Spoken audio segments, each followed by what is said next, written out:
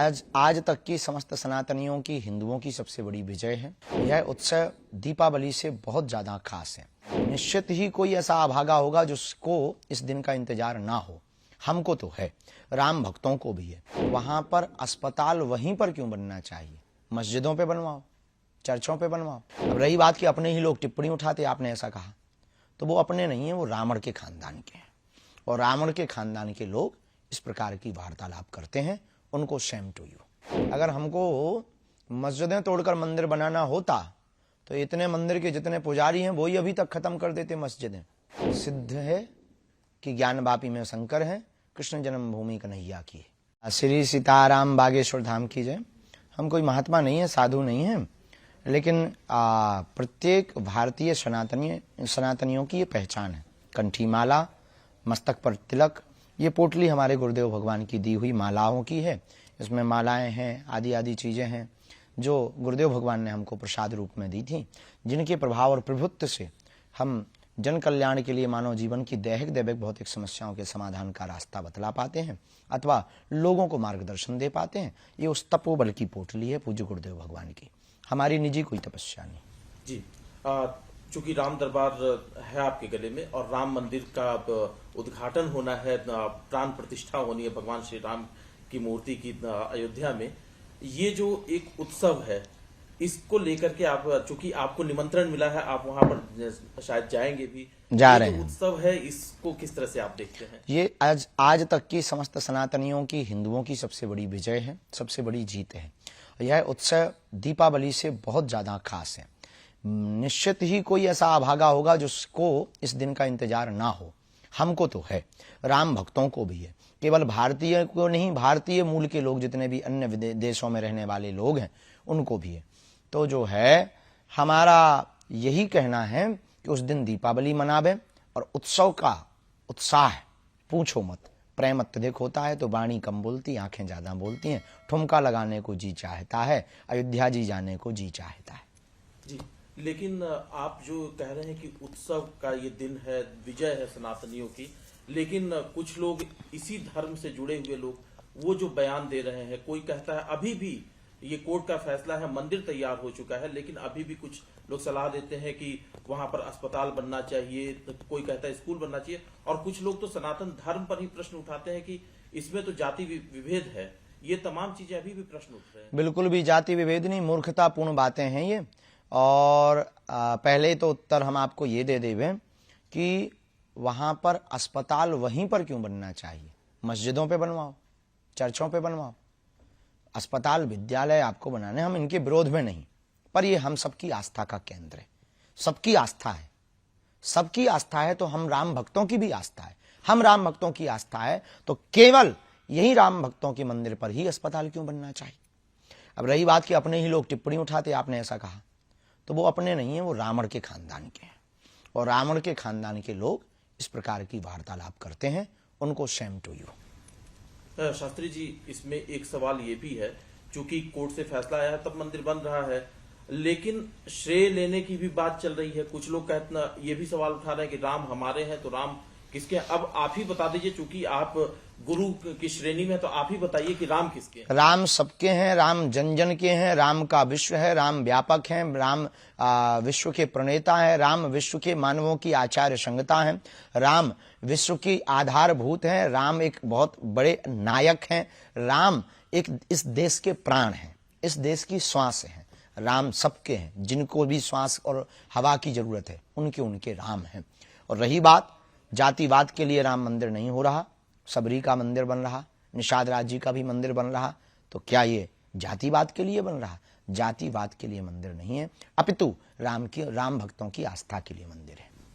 एक बयान जो आया कि वो भगवान श्री राम को उन्होंने कह दिया कि वो तो क्षत्रिय धर्म के थे, मांसाहारी थे, इस तरह के भी भगवान श्री राम। बाद में उसने क्षमा मांगी। मूर्खतापूर्ण बातें हैं, राक्षस वृत्ति के लोग हैं। इस प्रकार के जो वार्तालाप, ना इन्होंने राम को समझा, ना रामत्व को समझा, ना राम तत्व को समझा, ना इन्होंने राम के बारे में पढ़ा, ना गढ़ा। इन्होंने सिर्फ अपने बयान को कहकर न्यूज में बने रहने का उपाय सोचा है। और सबसे सस्ता उपाय प्रभु श्री राम पर और राम भक्तों पर आस्था पर उंगली उठाना है इस देश में। ऐसे ही लोगों को ठिकाने लगाने के लिए हम भारत हिंदू राष्ट्र चाहते हैं। शास्त्री जी, प्रधानमंत्री जी ने एक बात कही थी, क्या आप उनसे सहमत हैं? उनकी जो बात थी कि जो लोग विपक्ष में बैठे हैं, जो खास तौर से सनातन धर्म का विरोध कर रहे हैं, उन्होंने लगातार लोगों की भावनाओं को ठेस पहुंचाई है और जो हमारे फेस्टिवल हैं, जो हमारे मंदिर हैं, उनको उन्होंने लूट का माध्यम बनाया। आप इस बयान से कितने सहमत हैं? जो ऐसा कर रहे हैं उनके लिए ये बात सही है। एक चीज और है जो विपक्ष के लोग सवाल उठाते हैं कि प्रधानमंत्री जी और जो उनकी पार्टी है वो भगवान श्री राम के नाम पर राजनीति कर रही है, उनके नाम का इस्तेमाल कर रही है। आपको क्या लगता है? राम राजनीति का विषय नहीं है। धर्म से राजनीति चलती है, राजनीति से धर्म नहीं चलता। भारत के लोग जगे हुए हैं, वोट अपनी मति अनुसार दें, राष्ट्र हित में दें, भारत विश्व गुरु कैसे बने, भारत का विकास कैसे हो, अपने अनुसार दें। राम राजनीति का विषय नहीं है। राम की स्वयं की नीति है मर्यादा, राम की स्वयं की नीति है एकता, अखंडता, संप्रभुता, और राम जी की स्वयं की नीति है विश्व में शांति। तो जो राजनीति की बात कर रहे हैं, अगर कोई रोटियां सेंक रहा, ये मूर्खता। अभी आपने जिक्र किया था शुरुआत में कि सनातनियों की सबसे बड़ी ये जीत है। 2 मामले अभी और कोर्ट में है जिसको लेकर के भी संघर्ष जारी है, उसके बारे में आपकी क्या राय है? राय क्या, सिद्ध है कि ज्ञानवापी में शंकर है, कृष्ण जन्मभूमि कन्हैया की है। अब उसमें राय की बहुत ज्यादा आवश्यकता नहीं है। न्यायालय है इस देश में, न्याय प्रणाली है, और वर्तमान में मिल रही एसआई की रिसर्च में जो सबूत है, उससे यह निश्चित हो रहा है कि वहां पर सनातनियों का ही प्रभुत्व रहा, सनातनियों का ही मंदिर है, किसी अन्य मजहबियों का नहीं। इस देश में मोहम्मद गौरी, अकबर, बाबर, इन्होंने आक्रमण करके हमारे देश के मंदिरों पर जो कुठाराघात किया, उसके घाव वर्तमान में भरे जा रहे हैं। भगवान की कृपा से स्वर्णम काल है सनातनियों के लिए, हिंदुओं के जागरण के लिए। तो आपको लगता है कि बहुत जल्दी यहाँ पर भी फैसला हो जाएगा? होना ही है, होकर के ही रहेगा, और होना ही चाहिए। विवाद जल्दी खत्म हो, जल्दी से इन लोगों को शांति मिले, ताकि जो है ये बार बार इनके मुंह चलाना बंद हो जाए। शास्त्री जी, हिंदू राष्ट्र की बात आप बार बार करते हैं, अलग अलग मंचों से भी आप कहते हैं। जो मंदिर की बात चल रही है, उस बीच असदुद्दीन ओवैसी का बयान आता है कि मस्जिदों का आबाद रखो। वो मुसलमानों से कहते हैं नहीं तो एक एक करके मस्जिदें छीन ली जाएंगी तुमसे। ये उनका भी भीतर का डर बता रहा है कि वो कितने कमजोर हैं और कितने निर्दयी हैं। अगर हमको मस्जिदें तोड़कर मंदिर बनाना होता तो इतने मंदिर के जितने पुजारी हैं वही अभी तक खत्म कर देते मस्जिदें। हमें मस्जिदें नहीं, मस्जिदों पे मंदिर नहीं बनाने। जहां हमारे मंदिर थे हमें वहां मंदिरों के पुनर्निर्माण करवाने। अब उनको अगर ये डर है तो भगवान करे उनका डर बरकरार रहे। जी, एक सवाल और है सीए एनआरसी को लेकर के कि इस देश में सीए लागू हो, कुछ लोग इसका विरोध करते हैं। एक तबका कहता है कि उसके खिलाफ है, एक विशेष धर्म के खिलाफ है। विशेष धर्म के खिलाफ नहीं है, इसमें बहुत न्याय प्रणाली के साथ सीए का प्रयोग है। बुद्ध, जैन, ईसाई आदि जितने भी आए हैं भारत में, इन्हें शरणार्थी कहते हैं। एक भाषा में शरणार्थी आए हैं। तो बांग्लादेश और पाकिस्तान आदि से आए हुए अन्य मजहब के लोग भी कुछ आए हैं, जिनका नाम नहीं हम लेना चाह रहे, जिनका भी नाम ले रहे थे उनके समाज के लोग, उनके खिलाफ नहीं है। पर उनके लिए एक बहुत सुंदर तर्क है कि तुम अपना देश छोड़ के क्यों आए, क्या आवश्यकता थी? भाई हमारे घर में भोजन भाजन की बढ़िया व्यवस्था होगी तो हम पड़ोसी के घर क्यों डेरा डालेंगे? या तो कोई तुम्हारा षड्यंत्र है, या फिर तुमको कोई कान भर रहा है, या कोई इंटरनेशनल साजिश है। तो बढ़िया है, सीए बहुत बढ़िया है। शास्त्री जी, एक राजनीतिक सवाल है, क्योंकि 2024 में लोकसभा के चुनाव भी होने हैं, राम मंदिर का निर्माण हो रहा है, ये आकलन है कि इसका प्रभाव भी रहेगा लोकसभा के चुनाव पे। आपको क्या लगता है, भारतीय जनता को जो वोट देने जाएगी, क्या उसको नरेंद्र मोदी को एक और चांस देना चाहिए? हम राजनीति पर टिप्पणी तो नहीं करते, न राजनेता पर टिप्पणी करते। जो राष्ट्र हित की बात कर रहा, राष्ट्र हित के लिए बोल रहा, राम राज्य की स्थापना के लिए जी रहा, ऐसे व्यक्ति को भारत के संपूर्ण वोटरों को स्वविवेक के साथ अपनी मति के अनुसार वोट देना चाहिए। अब किसको देना चाहिए ये तुम्हारा विवेक, हमारे कहने से आपको वोट देना नहीं।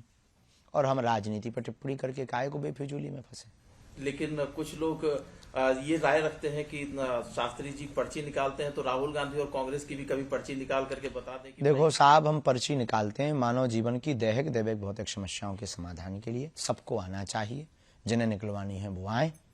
अब आपके कहने से नहीं हम निकालेंगे, जिनको निकलवानी है वो हमारे पास आए, हम बिल्कुल बारे में उनके बताएंगे। जो हमें चेतना के बल पर, शक्ति के बल पर पता लगेगा, हम बोलेंगे और जो बोलेंगे वो सत्य होगा।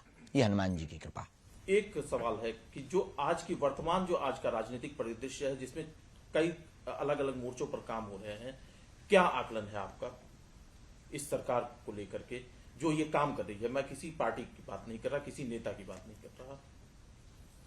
इस पर अभी हम कुछ कह नहीं सकते हैं जी। एक सवाल आखिरी है, चूंकि राम अयोध्या में आ रहे हैं, अपने भवन में जा रहे हैं, राम राज्य को लेकर के कि राम राज्य की स्थापना कैसे हो? सिर्फ राम के आने से राम राज्य की स्थापना नहीं होगी, क्या संदेश देना चाहेंगे आप?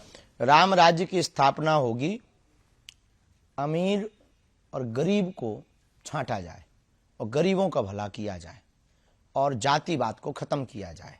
जातिवाद की रोटी सेंकने वालों के मुंह पर जोरदार तमाचा लगवाया जाए कानून के द्वारा।